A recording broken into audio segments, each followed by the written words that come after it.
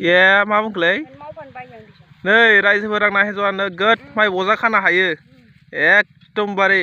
एसे नाहरलाय ओरै नाहरब्रा ओरै नाहरना एसे मिनिहर रायजोफ्रा नायनांगोन ना आइया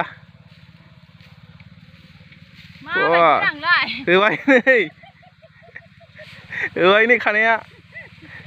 वा होथारबाय नै बोसोसै बियो बोसोबाय नै बाब जेद ज' जालायबाय नोगोद गोरा खाबाय खोमालै खिन्थु होथारबाय नै थुसोनाया दोनहैबाय न'आव अयथासार बायो ओमफ्राय मालायनाव हाजिरा खानाया मोजां मोनो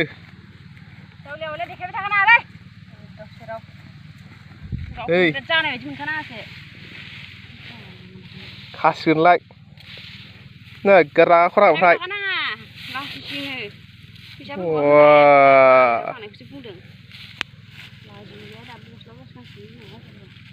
गस्ला नांलायगौब्रा दुब्लि आरियावलाय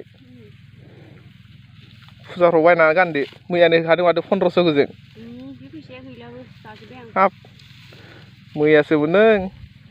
आरो 500 मोनबावगोनसो 2000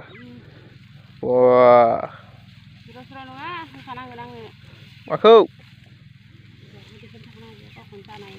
आइया देवबारिखौ अनोबा साबस्क्राइब खालामना गालांदो रायजोफोर देवारिनि फायखानायखौ मोजां नुदोंबा आरो लाइकबो खालामना गालांदो हाबाब गाव माइ खानायखौ बोरै लासिंसिंखो हा मानसिफोराबो हाजिरा खानो ओंखारो ओइ नै दुलुन दाउआ सालाबबाय मालाय नै आदैमोननो जाम्बा जानोब्रा औ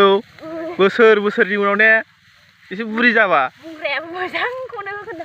बुरि जाबा नुसिनगोनथ' ने दोननांगौसो नै दुलुन दाउआ सालांबाय आदै मादैमोननो नै थुसोलायबाय दोनहैलायबाय नै थाब थाब बजा खानो हायो सोरबाफोर हाजिरा नांगौबा लेंहर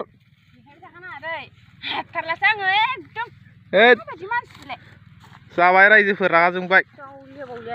अननानै साबस्क्राइबल' खालामना गालांदो।